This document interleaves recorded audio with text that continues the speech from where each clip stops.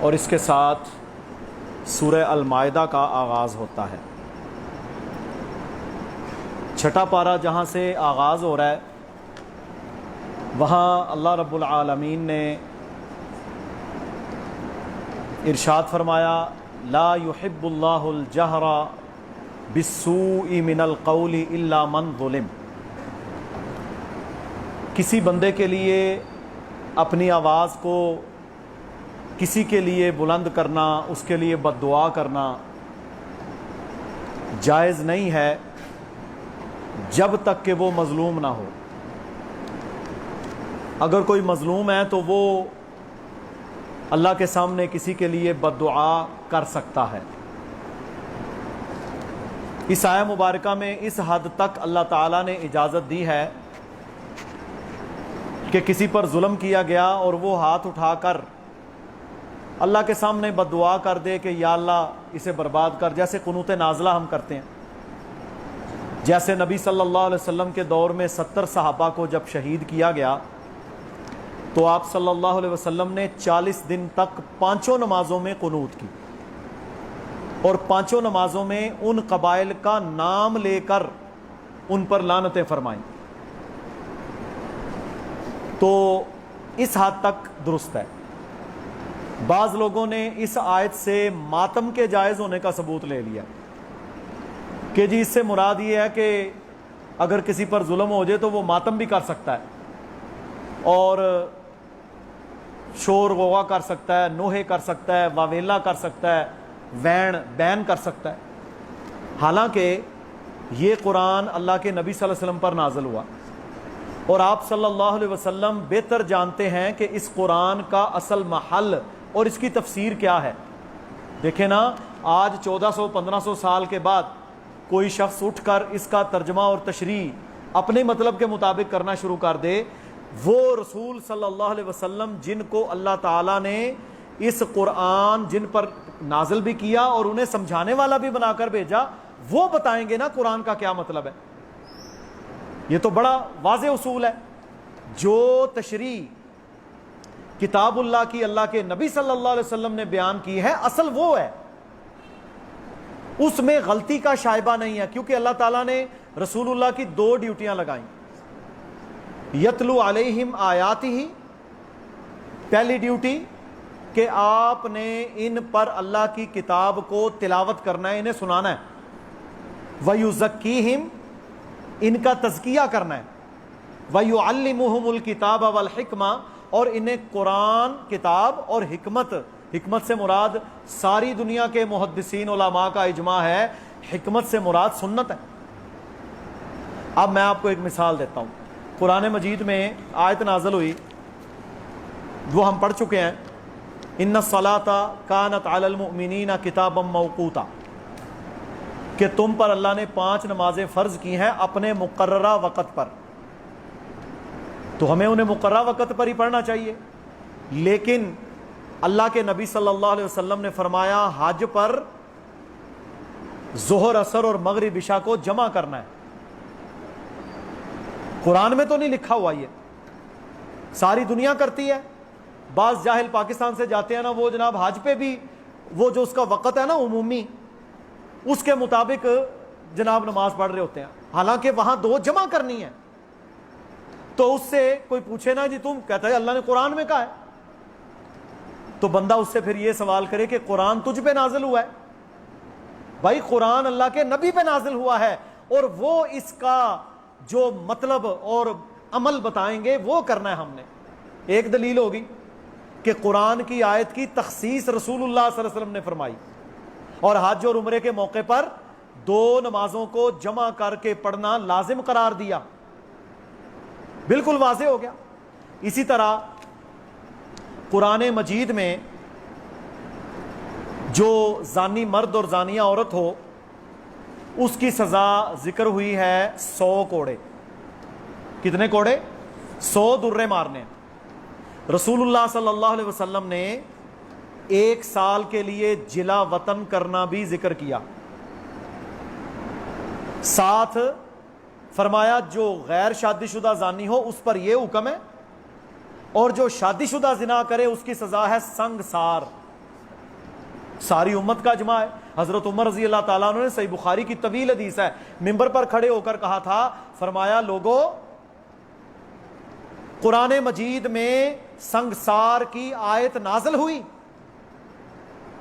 اللہ کے نبی پر صلی اللہ علیہ وسلم, اللہ نے اس کی تلاوت کو منسوخ کر دیا لیکن اس کا حکم قیامت تک باقی رکھا. اور کچھ لوگ ایسے آئیں گے جو شاید تمہیں گمراہ کرنے کی کوشش کریں, پر سن لو سنگسار حضرت محمد رسول اللہ صلی اللہ علیہ وسلم نے بھی کیا ہے, شادی شدہ زانی جس پر زنا ثابت ہو جائے حضرت ابو بکر نے بھی کیا ہے, میں نے بھی اس کو جاری کیا. تو یہ میں نے 2-3 دلیلیں دی ہیں کہ اللہ کے نبی نے کسی آیت کو خاص کر دیا. تو یہاں پر فرمایا کسی کے لیے جائز نہیں کہ وہ کسی کے لیے بد دعا کرے سوائے جو مظلوم ہے. تو اس سے ماتم جائز کیوں نہیں ہوتا؟ کیونکہ اللہ کے نبی صلی اللہ علیہ وسلم نے فرمایا اللہ کی لعنت ہو اس شخص کا میرے ساتھ کوئی تعلق نہیں. لیس منا من ضرب الخدود وشق الجیوب ودعا بدعوى الجاہلیہ, جس نے چہرہ پیٹا, گریبان پھاڑا, جاہلیت کی پکار پکاری, اس کا میرے ساتھ کوئی لینا دینا نہیں, کوئی تعلق نہیں, مخصوص ہو گیا. دوسری حدیث ہے رسول اللہ صلی اللہ علیہ وسلم نے فرمایا اس عورت پر لعنت ہو اپنے گریبان چاک کرنے والی, واویلا کرنے والی, نوحہ کرنے والی. تو ماتم کرنے سے اللہ کے نبی نے منع فرما دیا. حتیٰ کہ میرے بھائیوں جو اہل تشیع کی کتابیں ہیں نا, ان کے اندر بھی اس کے اوپر بڑی سخت وعید ہے. انوار النعمانیہ ہے اہل تشیع کی کتاب, اس کے اندر حضرت علی رضی اللہ تعالی عنہ نے باقاعدہ ماتم کرنے سے, پیٹنے سے سختی سے منع فرمایا. یہ پتہ نہیں کیا کیا لوگوں نے شروع کر دیا ہے, واویلے, بین.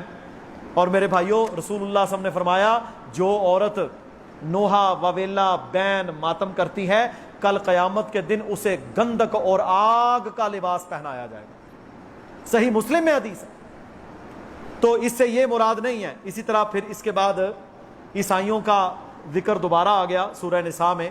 سورہ نساء میں اس سے پہلے میرے بھائیوں وراثت کے بھی احکامات آئے ہیں جو کہ اس دور کا بہت بڑا المیہ ہے کہ وراثت کے احکامات کو ہم تقریباً چھوڑ چکے ہیں.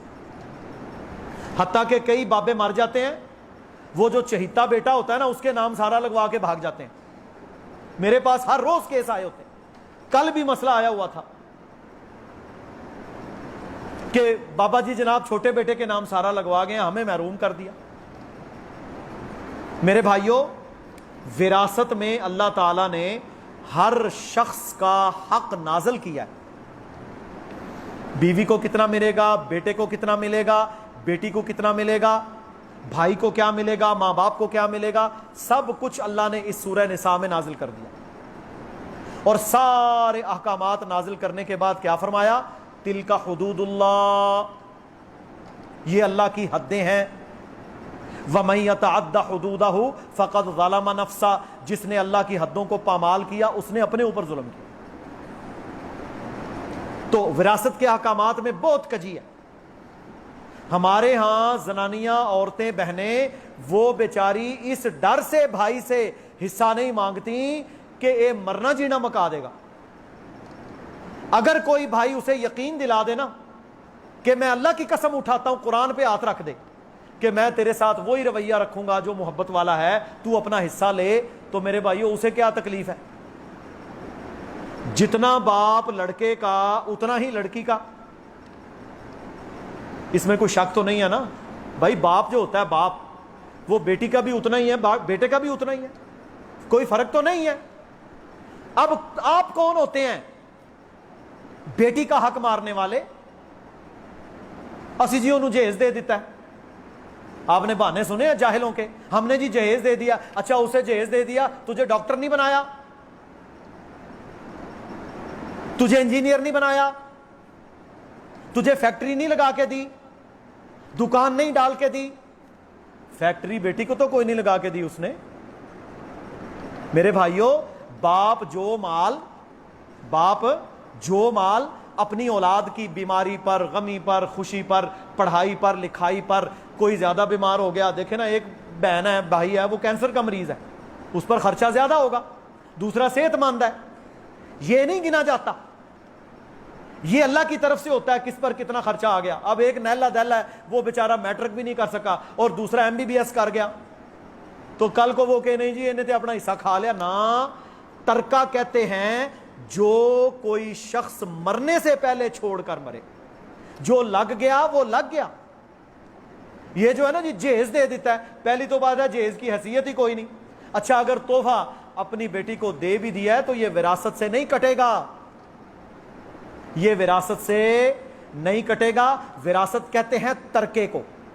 ترکہ جو بندہ چھوڑ کر مرتا ہے, پیسے ہو, جائیداد ہو, پراپرٹی ہو, اموال ہیں, بزنس ہے, فیکٹری ہے, کاروبار ہے, جو کچھ وہ چھوڑ کر مرا سب سے پہلے اس کے کفن دفن پر وہ لگے گا, دوسرے نمبر پر اس کے قرضے اتریں گے. یہ دو چیزیں فرض ہیں, کفن دفن, قرضہ. قرضہ اتر گیا, اس کے بعد جو باقی ہے بیوی کو بھی ملے گا, بیٹیوں کو بھی ملے گا, بیٹوں کو بھی ملے گا, ماں باپ زندہ ہیں ان کو بھی ملے گا. اگر بیٹا ہے ہی نہیں صرف لڑکیاں ہیں تو میرے بھائیوں کو بھی ملے گا. بھائی زندہ نہیں بھتیجوں کو ملے گا. سارے میرے بھائیوں یہ اصول اللہ نے نازل کیے ہیں قرآن میں, اور اس میں امت سب سے پہلے عمل کرنا تقریباً چھوڑ چکی ہے اتنی ہمت کہ جب باپ فوت ہو جائے, ٹھیک ہے باپ کی پراپرٹی جائیداد تیرے پاس ہے, تو اسے چلا رہا ہے, فیکٹری چلا رہا ہے, ایک لفافے میں ایک بیگ کے اندر وہ ساری رقم جو تیری بہن کا حصہ بنتا ہے, مار گاڑی کو سلف, بیٹھ پہنچ اپنی بہن کے گھر اور جا کر کے یہ تیرے باپ کی وراثت ہے, ترکہ جو وہ چھوڑ کے فوت ہوا, یہ پکڑ اپنا حصہ. آسان ہو جاؤ. ورنہ میرے بھائیوں آپ جتنے بڑے مامے خان دنیا میں ہوں, یہ جو مامے خانی ہیں یہ ساری ادھر ہی ہیں. اللہ کے ہاں کسی کی کوئی جاگیر نہیں چلے گی, اور وہاں تو فرعون جیسوں کی کوئی نہیں چلنی جو دنیا میں اپنے آپ کو رب کہتے تھے. میں اور آپ کس باغ کی مولی ہیں؟ دے حصہ اپنی بہنوں کا, اپنی اولاد کو وصیتیں کر کے جاؤ, سختی کے ساتھ انہیں کہو خبردار بیٹی کو حصہ دینا ہے. او جی دا خامند کہندا ہے, اگر خامند بھی کہتا ہے پھر بھی وہ درست کہتا ہے. اگر اس کا خامند بھی کہتا ہے نا جا کے حصہ لے, وہ درست کہتا ہے, کوئی حرام عمل تو نہیں نہ کہہ رہا, وہ تیرا رائٹ ہے. اچھا اگر وہ پیسے لے کر اپنی اولاد پر لگا دے تو نے بھی تو ابا جی کے پیسے لے کے اپنی اولاد اور بیوی پر لگائے تھے نا, اس نے تو کچھ نہیں کہا, تو آپ کون ہوتے ہو اسے روکنے والے؟ ابا جی تو برابر ہے نا. میرے بھائیوں اس مسئلہ میں آج اس مسجد میں بیٹھ کر جس کے دل میں کوئی کجی کمی آئی تھی نا, میں نہیں کسی کو کہتا, وہ آج اللہ کے ساتھ عہد کر لے, یا اللہ میں تیرے قرآن کے مطابق اپنے وراثت جو ہوئی تقسیم کروں گا, اور جو میرے پاس میرے باپ کا حصہ پہنچا ہے میں بہنوں کو دوں گا. پھر آپ کی قبر میں چین ہے, ورنہ عذاب کے لیے تیار ہو جاؤ. جو بابا اپنی زندگی میں ایک بیٹے کو نواز کر جاتا ہے وہ عذاب کے لیے تیار ہو جائے. جو بھائی اپنی بہن کا حصہ نہیں دیتا وہ عذاب کے لیے تیار ہو جائے, کیونکہ اس نے اللہ کی حد کو توڑ دیا, قرآن کا عملاً انکار کر دیا. اور یہ آج ہر گھر کا مسئلہ ہے, بہنوں کو حصے دو, دیکھو تم میں آسانیاں, فراوانیاں, محبتیں کتنی بڑھتی.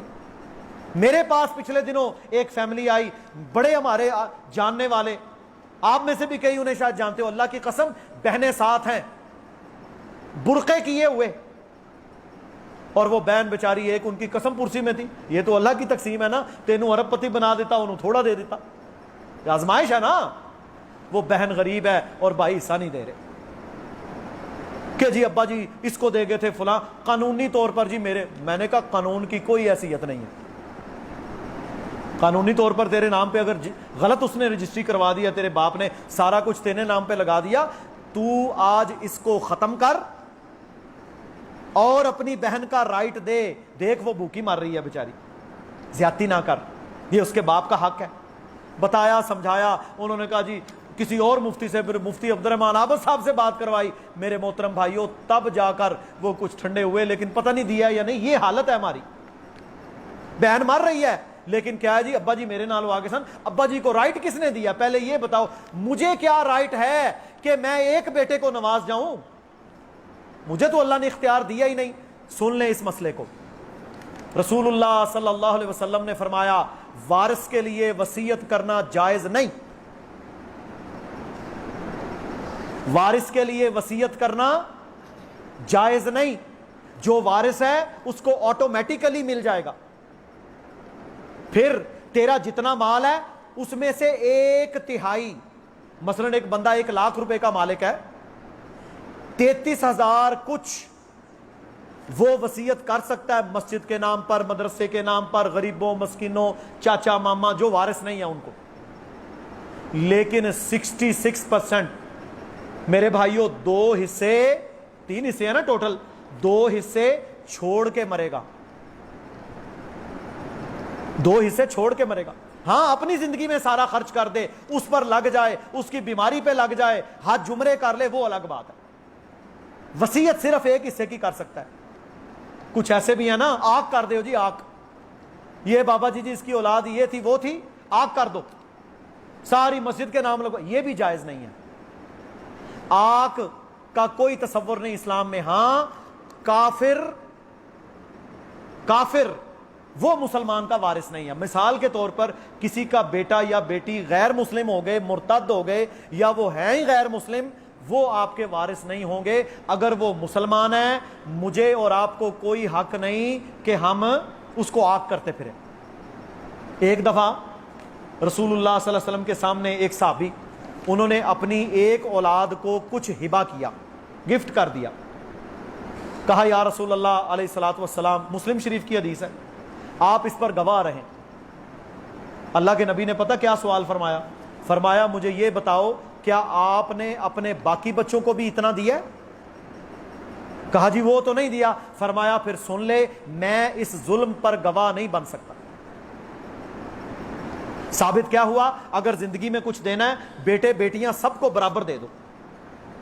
10 لاکھ ہے آپ کی, 8 اولاد ہے, 8 اولاد کو تقسیم کر دو, برابر دینا ہے بیٹی بیٹے کو, پھر جائز ہے, ورنہ جائز نہیں ہے. اسی طرح میرے بھائیوں اسی آیت میں, اسی سورہ میں اللہ تعالیٰ نے سورہ مائدہ میں فرمایا الیوم اکملت لکم دینکم, اور ہم نے تمہارا دین مکمل کر دیا. واتممت علیکم نعمتی, اور اپنی نعمت کو تمام کر دیا. ورضیت لکم الاسلام دینا, اور اللہ کہتا ہے ہم راضی ہو گئے کہ تمہارا دین سچا دین اسلام ہے. دین مکمل ہے میرے بھائیوں. دین کے اندر اللہ کی قسم کسی چیز کو داخل کرنے کا یا نکالنے کا حق سیدنا ابو بکر صدیق رضی اللہ تعالیٰ عنہ کے بھی پاس نہیں ہے. ان کے پاس بھی یہ حق کوئی نہیں. ایک دفعہ نا سیدنا ابو بکر رضی اللہ تعالیٰ عنہ مسجد نبوی میں خطبہ ارشاد فرما رہے تھے, تو ایک شخص آ گیا, اس نے کہا جی نانی اور دادی کو وراثت میں کیا حصہ ملے گا اگر زندہ ہو؟ فرمایا میرے حساب سے اسے کچھ نہیں ملے گا. ایک صحابی کھڑے ہو گئے, جوان آدمی تھا, کہا جی آپ اس وقت اس مجلس میں نہیں تھے, میں اللہ کے نبی کے ساتھ تھا, اسی مجلس میں شریک. ایک بڑھیا آئی تھی, دادی تھی وہ کسی کی, آپ صلی اللہ علیہ وسلم نے 8واں حصہ اسے دیا. حضرت ابو بکر رضی اللہ تعالیٰ عنہ نے کہا تیرے پاس کوئی گواہ ہے؟ ایک اور بندہ کھڑا ہو گیا, صحابی تھے, کہتے ہیں جی میں بھی موجود تھا. آپ رضی اللہ تعالیٰ عنہ نے وہاں پر پتہ کیا فرمایا؟ یہ نہیں فرمایا وہ میرا فتویٰ ہے میں خلیفۃ المسلمین, نہ, فرمایا رسول اللہ صلی اللہ علیہ وسلم نے اگر نانی اور دادی کو 8واں حصہ دیا ہے تو دیا جائے گا. حضرت عمر رضی اللہ تعالیٰ عنہ اپنے دور میں مہر نہیں ہوتا, حق مہر, اس پر پابندی لگا دی کہ اتنے سے زیادہ کوئی نہیں. یہ ایک تنظیمی پابندی تھی, لوگ نہ زیادہ مہر ڈیمانڈ کرتے تھے. آج بھی سعودیہ میں جو لوگ رہتے ہیں یا جنہیں پتہ ہے, سعودی عورتیں 40 45 سال عمریں ہو جاتی ہیں میرے بھائیوں, وہ شادیاں نہیں کرتے, اور 2 لاکھ 10 لاکھ 50 لاکھ ریال وہ کہتے ہیں جی مہر لے کے, اور کون دے گا؟ حتیٰ کہ ان کے علماء نے فتوے بھی دیے یہ ناجائز عمل ہے. تو بہرحال حضرت عمر نے پابندی لگا دی. آپ رضی اللہ تعالی عنہ خطبہ جمعہ ارشاد فرما رہے تھے. خطبہ جمعہ کے دوران ہمارے ہاں تو عورتیں اوپر ہیں نا, وہاں یہ مردوں کی صفیں اور پیچھے خواتین ہوتی تھی. مسجد نبوی میں یہی معاملہ تھا. ایک صحابیہ کھڑی ہو گئی, کہا یا امیر المومنین اللہ تعالیٰ نے قرآن مجید میں احداہن قنطارا، خزانوں کے خزانے بھی اگر تیرے پاس حلال کے ہیں تو تو مہر دے سکتا ہے۔ جب یہ آیت نازل کر دی ہے آپ نے کیوں پابندی لگائی؟ یہ مامے بنے پھرتے ہیں جمہوریت کے، اتنی آزادی اور اتنے بولڈ میرے بھائیوں لوگ تھے۔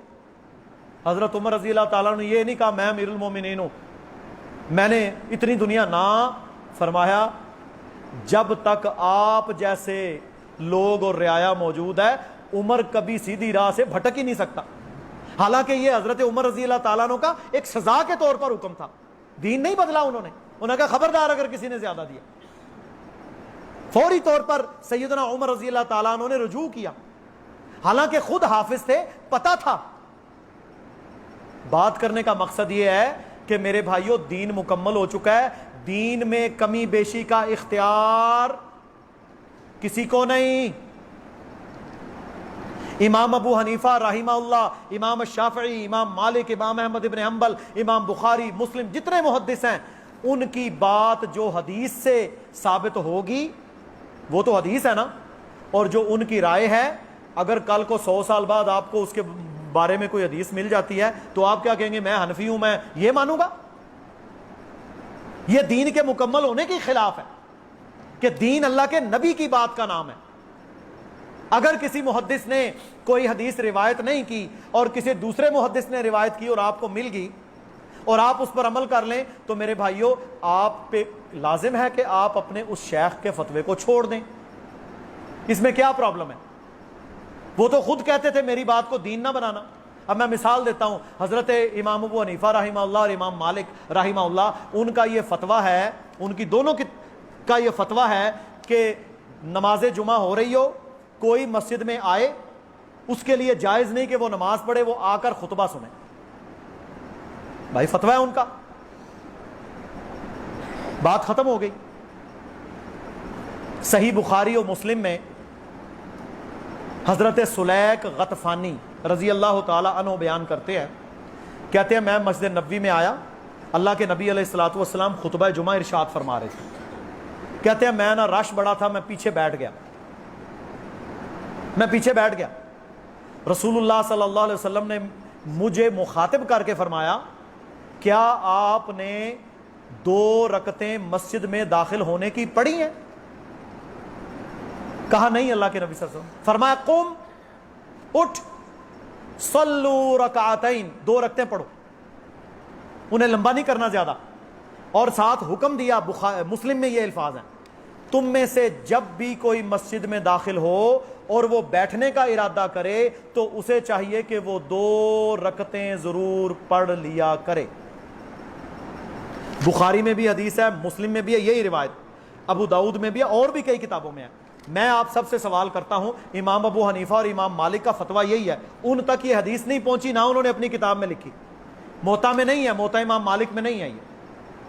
انہوں نے اجتہاد کیا کہ یار خطبہ ہو رہا ہے، نہیں پڑھنی چاہیے، بعد میں اللہ کے نبی کا حکم آ گیا، کس کو مانیں گے؟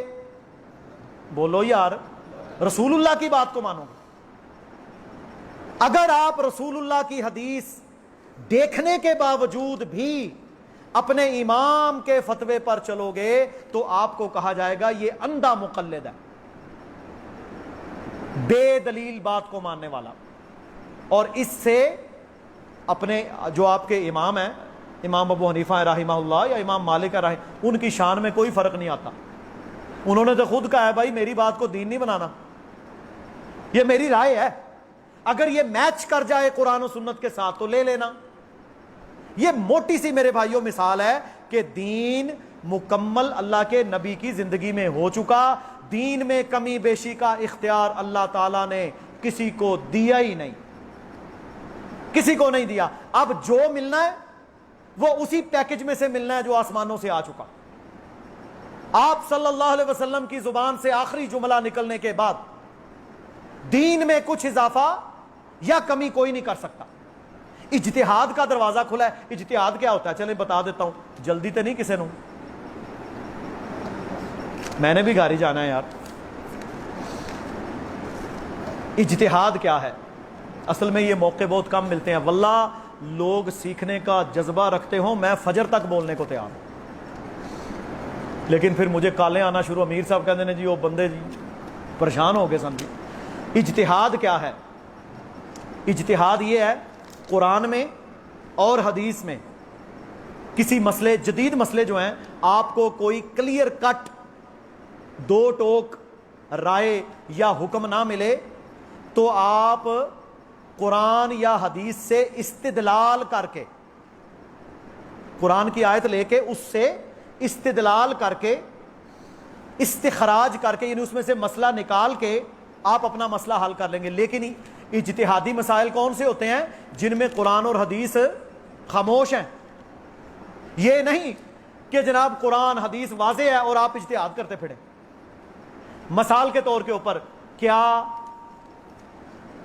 مجبوری کی بنیاد پر کسی کو بلڈ ڈونیٹ کرنا جائز ہے؟ اب قرآن حدیث میں اس وقت تو ڈونیٹ ہو ہی نہیں نہ سکتا تھا، کیا جائز ہے یہ؟ اب اس میں استدلال کیا جائے گا کس سے؟ جس نے ایک انسان کی جان بچائی، اس نے پوری ومن احیاہا فکأنما احیا الناس جمیعا، اس نے ساری انسانیت کی جان بچائی، دیو خون۔ کافر کو بھی دے سکتے ہو کیونکہ انسان ہے، مر رہا ہے کافر، دے دو خون۔ اگر کوئی مسلمان مر رہا ہے، کوئی خون نہیں مل رہا، کافر کا مل رہا ہے، لگا لو، جان بچانی ہے۔ آیت سے یہ کہتے ہیں استدلال کرنا، ہو گیا استدلال۔ اسی طرح آج کل آئی وی ایف پروسیس چلا ہے، وہ مرد اور عورت جو بچہ ان کا نہیں ہو سکتا شادی کے بعد، کوئی وجہ بن گئی، لیکن سیمن بھی ٹھیک ہے مرد کا، ایگز بھی عورت کے بالکل ٹھیک ہیں، لیکن رحم کمزور ہے، بیماری بن گئی، پی سی اوز کا مسئلہ ہے، موٹاپا ہے، وغیرہ وغیرہ۔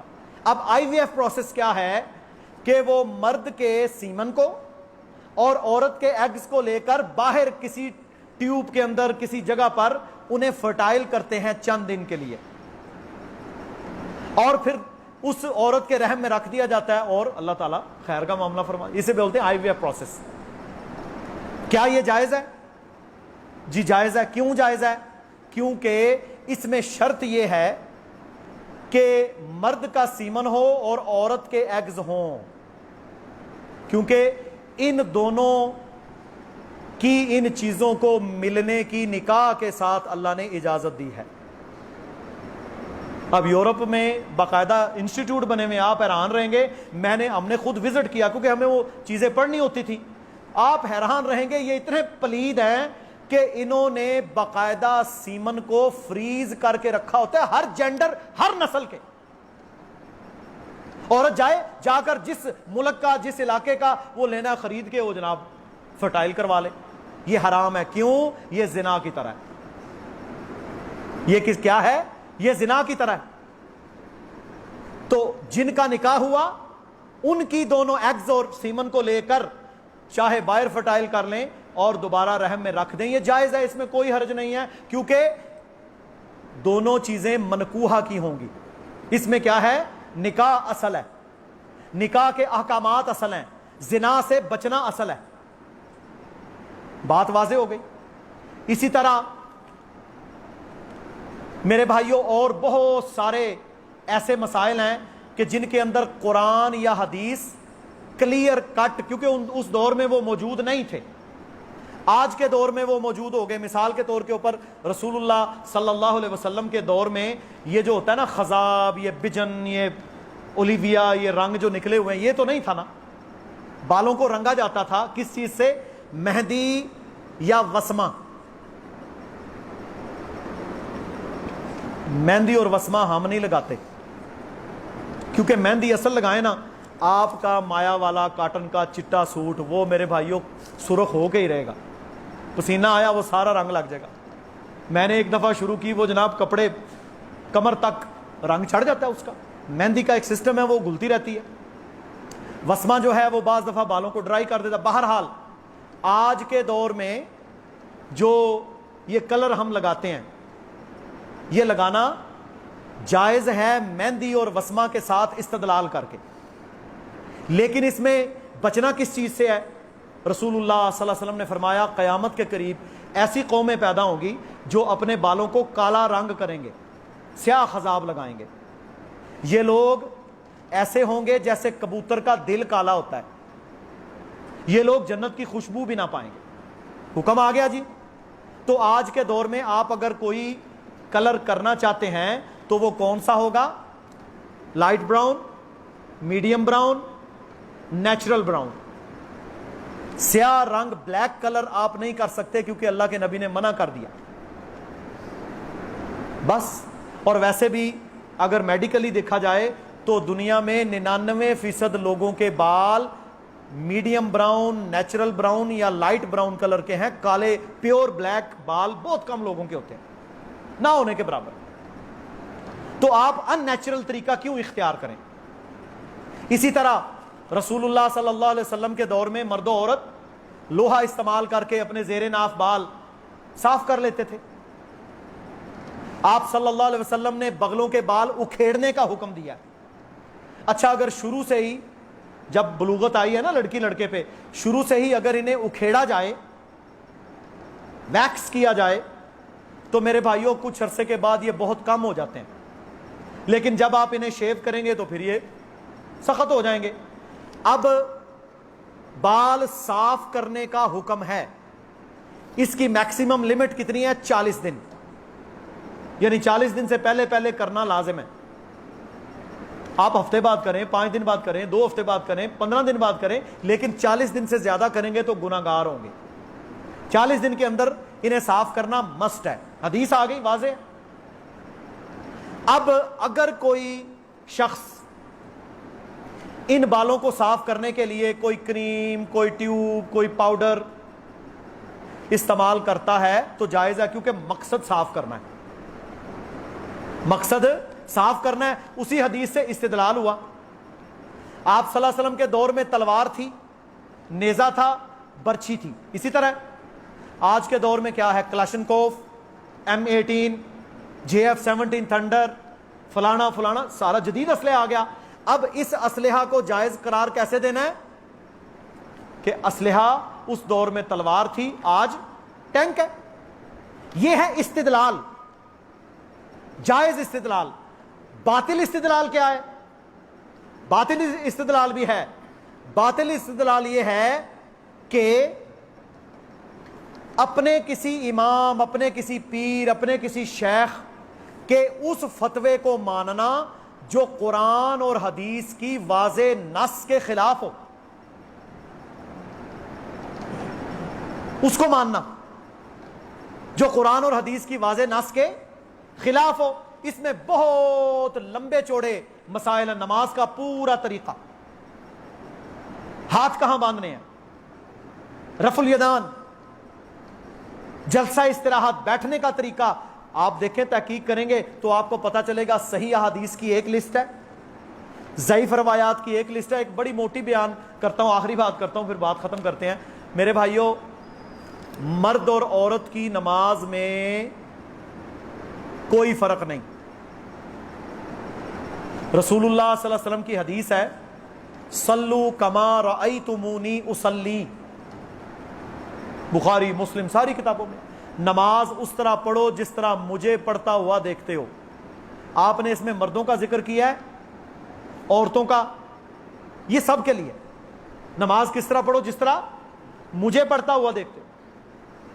اب اس حدیث کے تحت عورت کا لباس الگ ہوگا مرد سے، وہ تو اصول ہے، لیکن نماز پڑھنے کے طریقے میں کوئی فرق کسی صحیح حدیث میں موجود نہیں ہے. بعض صحابہ کے اقوال یا تابعین کے اقوال وہ بھی سندن صحیح نہیں ہیں، ان کو پیش کر کے بعض لوگ، عورتیں جناب ایسے سجدہ کریں گی جیسے بندہ لیٹا ہوتا ہے. رسول اللہ صلی اللہ علیہ وسلم نے کتے کی طرح، کتا جس طرح دیکھا کس طرح بیٹھتا ہے، ایسے سجدے میں بیٹھنے سے منع فرمایا. آپ صلی اللہ علیہ وسلم نے کوہنیاں اٹھا کے رکھنے کا حکم دیا. یہ مرد و عورت دونوں کے لیے. تو اب لوگوں نے کیا کیا؟ لوگوں نے بعض ضعیف اقوال کو حدیث نبوی کے خلاف کھڑا، کیونکہ جی میں حنفی ہوں، ہمارے ہاں عورت نماز الگ ہوگی. اب بندہ اسے پوچھے کہ یار تم سارے لوگ اپنے ہاتھ ناف کے نیچے باندھتے ہو، تو نہیں تو تھلے، یہ سطر کا ایریا ہے، ناف سے لے کر گھٹنے تک مرد کا سطر ہے، تم ناف سے نیچے باندھتے ہو، عورتیں تمہاری سینے پر باندھتی ہیں، تو کس دلیل کے ساتھ تمہاری عورتیں سینے پہ ہاتھ باندھتی ہیں؟ اسی طرح ہے نا کہ جی ان کی ساخت ایسی ہے، نہیں، ہاتھ ہیں ہی سینے پر باندھنا۔ دیکھیں اللہ کے نبی صلی اللہ علیہ وسلم نے کیا فرمایا، سہل بن سعد رضی اللہ تعالیٰ عنہ کہتے ہیں ہمیں یہ حکم دیا جاتا تھا کہ ہم اپنے بازو پر، یہ بازو ہے، اپنے ہاتھ کو باندھیں، جب بازو اور کلائی پر ہاتھ آ جائے گا مجھے آپ ناف سے نیچے کر کے دکھائیں سیدھا کھڑے ہو کے۔ سوال ہی پیدا نہیں ہوتا، موٹا بندہ تو کر ہی نہیں نہ سکتا، پتلا ہی کوئی ایسے ہاتھ باندھے جو حدیث کا حکم ہے اور مجھے سیدھا کھڑا ہو ناف سے نیچے کر کے دکھائے۔ یار عقل نہیں ہے، اب کیا ہے، نہیں میری فقہ یہ کہتی ہے تو میں نے اس کو ماننا ہے، یہ ہے باطل استدلال۔ حدیث کو چھوڑنا اور اپنے امام کی رائے کو حدیث پر مقدم کرنا، یہ پھر گناہ والا اجتہاد ہو جاتا ہے۔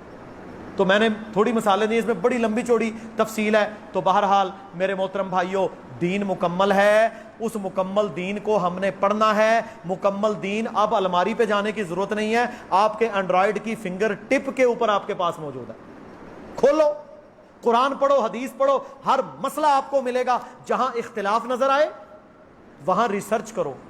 بیٹی کا رشتہ کرتے ہو، اپنا رشتہ کرتے ہو، پلاٹ خریدتے ہو، لین دین کرتے ہو، معاملات کرتے ہو، تھوڑی تحقیق ہے؟